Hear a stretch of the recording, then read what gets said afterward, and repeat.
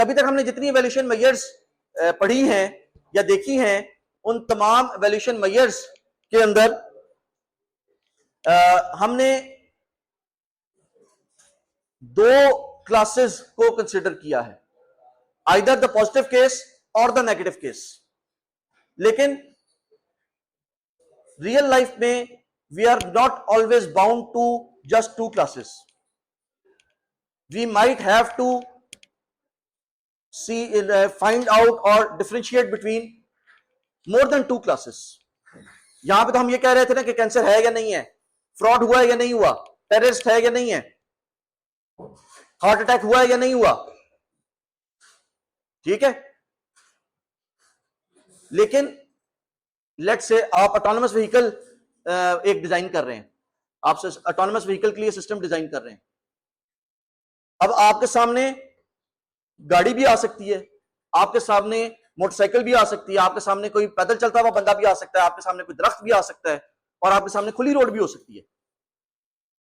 And based upon those decisions आपने different actions perform करने।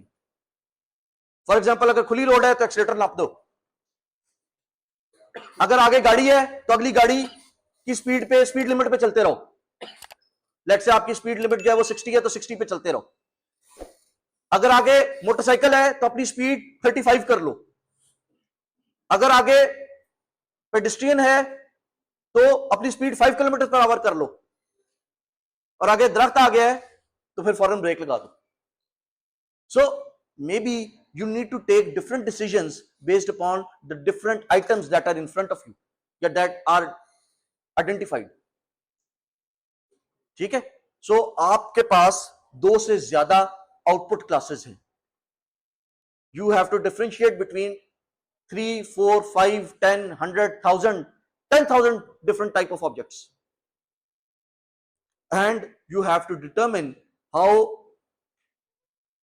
accurate your system is, how responsive your system is. You have to evaluate your system कि जी जब सामने गाड़ी आती है तो इसको गाड़ी कहता है, उसको मोटरसाइकिल तो नहीं कह देता। गाड़ी और मोटरसाइकिल के दरमियान में कंफ्यूजन तो नहीं है, या मोटरसाइकिल और पेडिस्ट्रियन के दरमियान में कंफ्यूजन तो नहीं है,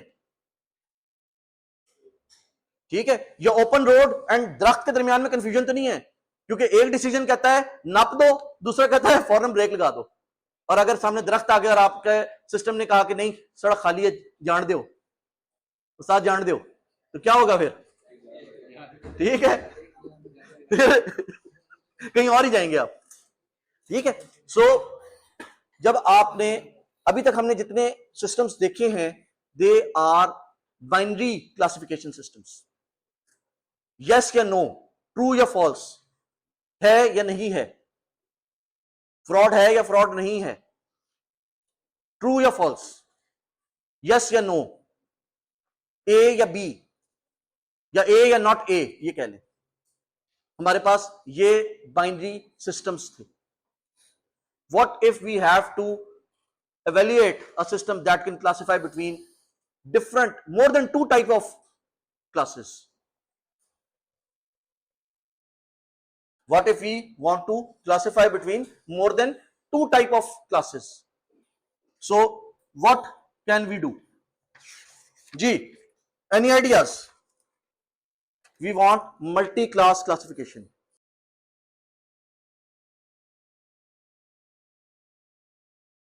लेट्स से आपके पास तीन तरह के ऑब्जेक्ट्स हैं।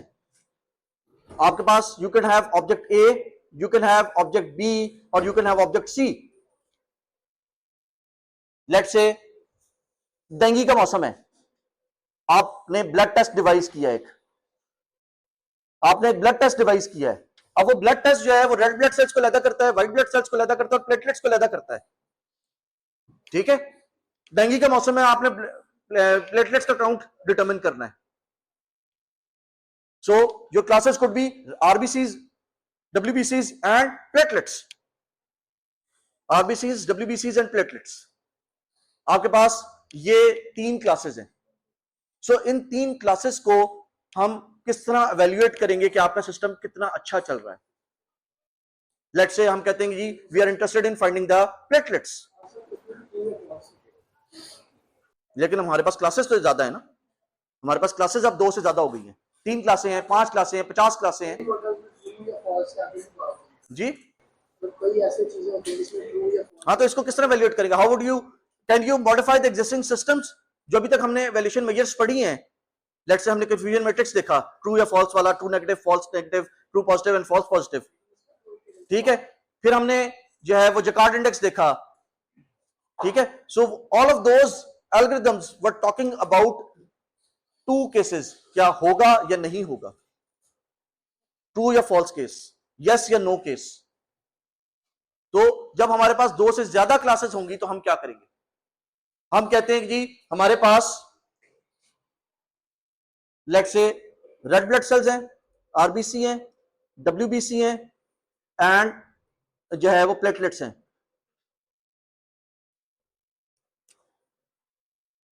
ठीक है। These are let's say my actual values.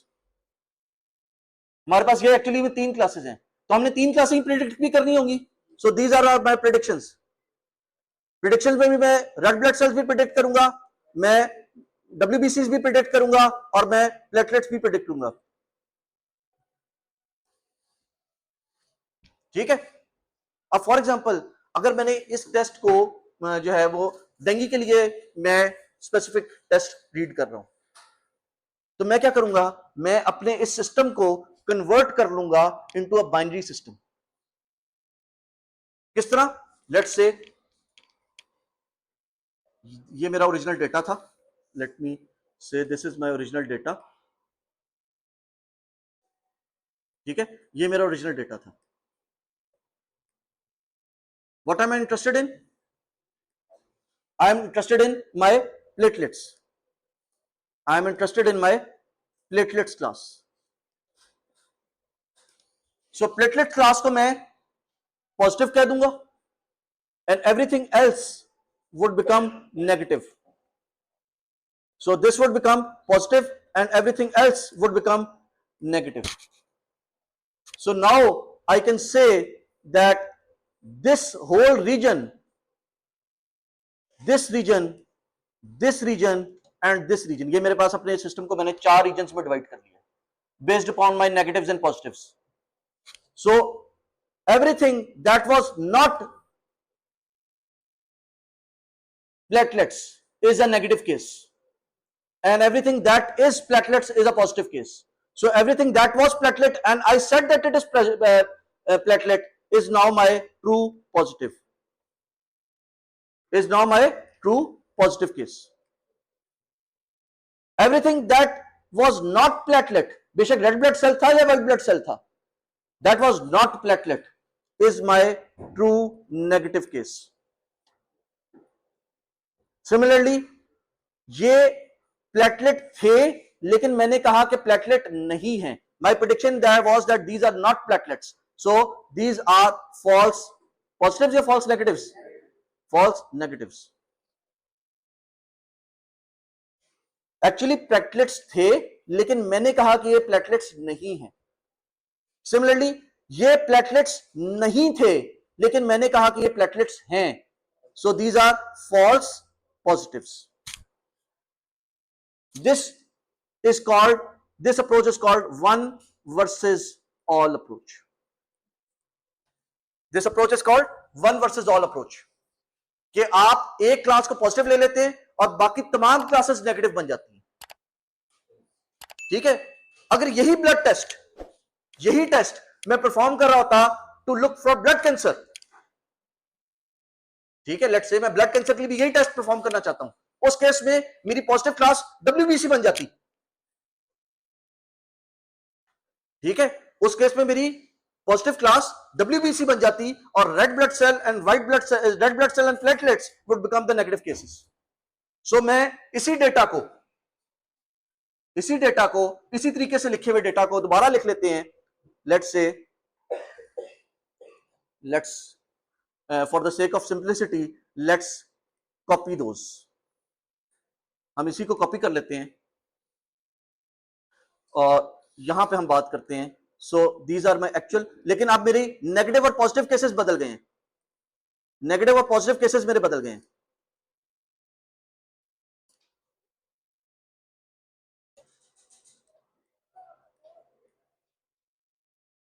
ठीक है, नेगेटिव पॉजिटिव केसेस बदल गए। अब मेरा नेगेटिव केस क्या है, सॉरी पॉजिटिव केस क्या है, what is my positive case, white blood cells is my positive case.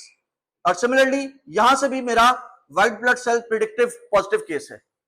So everything that is not white blood cell is actually a negative case. So this is negative, this is negative, this is positive, this is positive, this is negative, this is negative. So इसके और इसके अलावा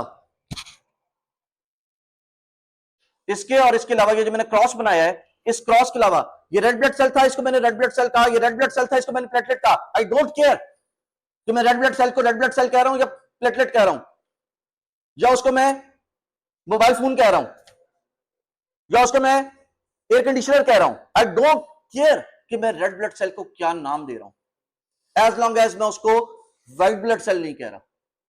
for me everything else is true negative.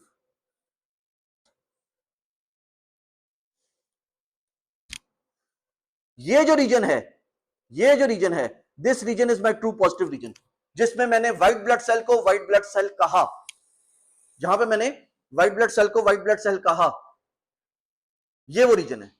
This is my true positive region. Similarly what can you tell me about this reason,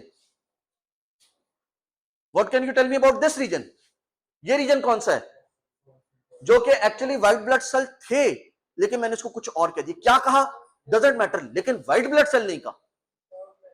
so this is false negative, again this is false negative. इसको मुझे white blood cell कहना चाहिए था लेकिन मैंने इसको white blood cell नहीं कहा। एंड सिमिलरली इस रीजन को मुझे व्हाइट ब्लड सेल कह दिया मैंने, लेकिन व्हाइट ब्लड सेल नहीं कहना चाहिए था। So this is false positive, false positive.